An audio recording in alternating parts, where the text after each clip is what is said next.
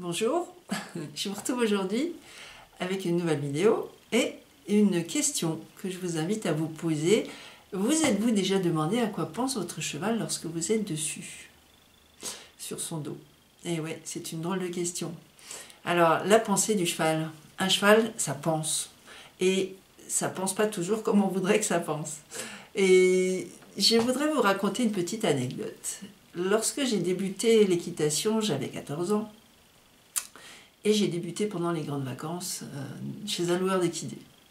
Donc juillet-août, tout se passe bien, je monte sur les chevaux, je suis contente, je fais des balades.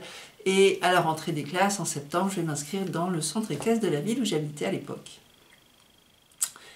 Et fin septembre, je me dis, oh bah allez, je vais encore aller faire une dernière promenade, parce qu'après, je ne ferai plus que du manège pendant toute l'année scolaire en fait. Et lorsque je retourne, donc fin septembre, chez ce loueur d'équidés, on me donne une jument dont on avait sevré le poulain tout récemment et donc qui n'avait pas été là cet été. Je monte sur cette jument qui s'appelait Valérie, une grande jument grise, voilà. Puis c'est une grande balade, on est une dizaine de cavaliers. Et moi je suis en queue de balade. Et je suis contente parce que voilà, je vais faire une promenade. Et nous partons, nous quittons l'écurie, nous sortons du village et à un moment donné, cette jument décide de quitter le groupe. Donc elle tourne, elle s'en va, elle fait demi-tour, elle retourne vers le village.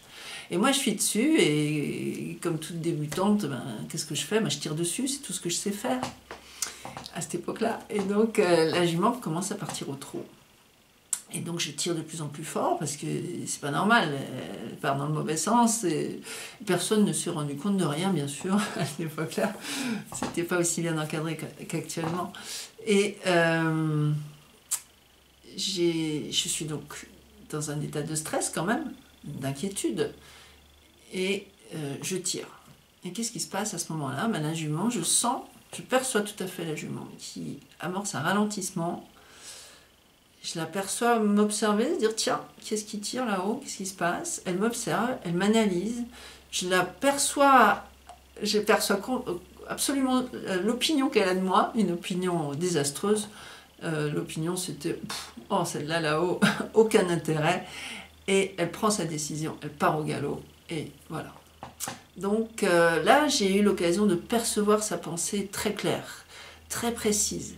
Son jugement à mon égard, son analyse et sa décision. Et elle est partie. Donc, petite ruelle, donc on retrouve le village, bien sûr, petite ruelle en pente, très étroite. Si jamais une voiture venait en face, je ne serais peut-être pas là aujourd'hui pour vous en parler.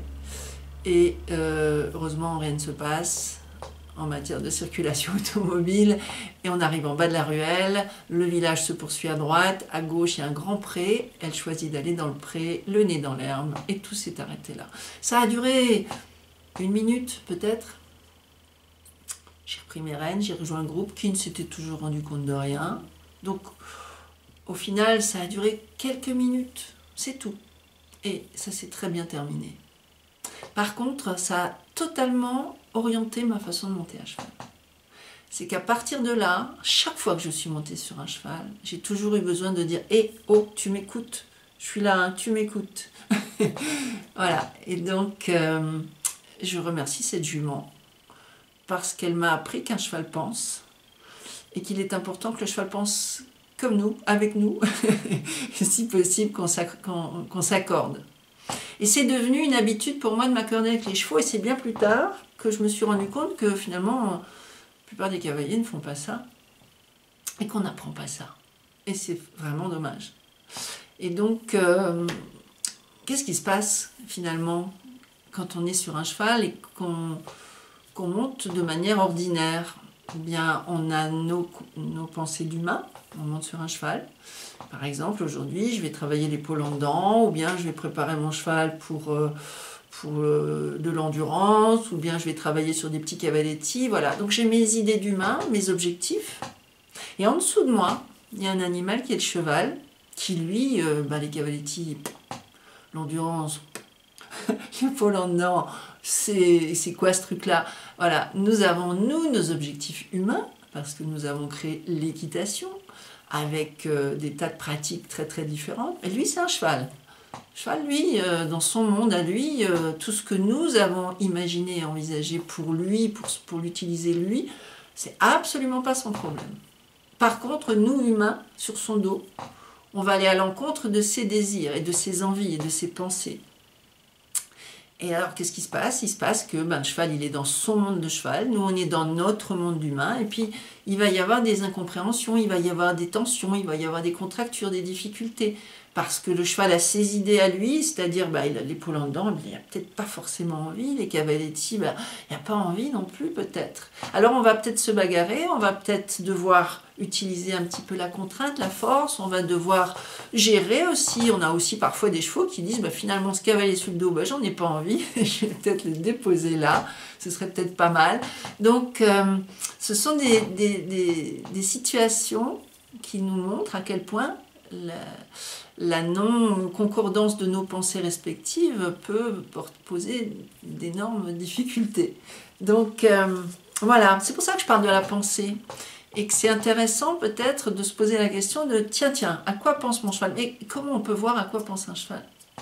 Bon, voilà, encore une autre bonne question. En général, le cheval pense à ce qu'il regarde. Donc, si vous n'avez pas l'habitude d'observer la pensée des chevaux, commencez par regarder, par observer leur tête, leurs yeux. Que regardent-ils? Vers quoi se dirige leur regard?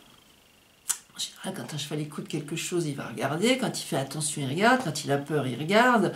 Alors, vous me direz que quand ils sont montés, ils regardent moins parce qu'on les tient, parce qu'on les met dans certaines attitudes. On met des embouchures qui les empêchent d'être libres de leurs mouvements. Ça ne les empêche pas de penser.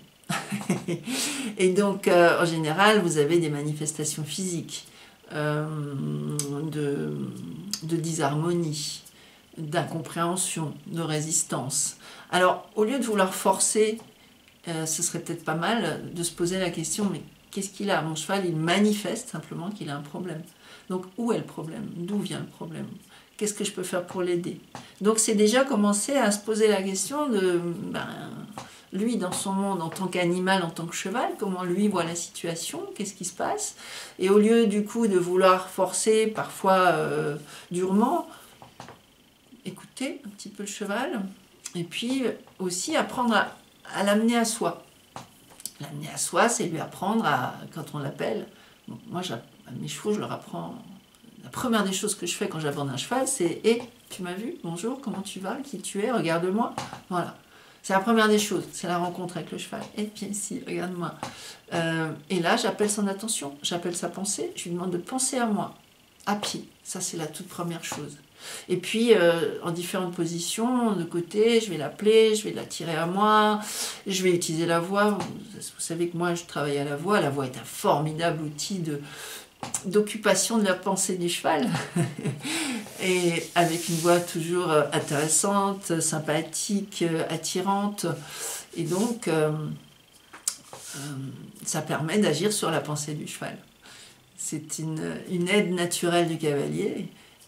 Qui a plein d'effets, donc par exemple attirer la pensée, mais c'est aussi lorsque mon cheval a des problèmes justement de compréhension parce qu'il pense à un problème que je lui pose quand je suis dessus éventuellement. Au moment où il est juste, je vais lui dire c'est bien mon cheval, bravo, mon cheval très très bien, et ça va le détendre, ça va lui donner envie de m'écouter, envie d'être avec moi. Donc voilà, petite vidéo sur la pensée du cheval, petit sujet qui est très important, que je vous invite à commencer à explorer. Donc la prochaine fois que vous rencontrerez votre cheval, faites en sorte qu'il vous regarde, voilà, s'il vous regarde, il va penser à vous. Donc ça, c'est déjà la première chose. Et quand vous êtes dessus, posez-vous la question, à quoi il pense? Comment il va? Quelles sont ses émotions aussi? Bien sûr, ça j'en ai déjà un petit peu parlé. Voilà, petit sujet du jour. Puis donc je vous souhaite de belles séances à venir en pensée avec vos chevaux. Et je vous souhaite une très très belle journée. Et à bientôt pour une autre vidéo sur la création du lien justement. Comment on va créer ce lien un petit peu plus approfondi avec le cheval. Voilà, je vous dis à bientôt.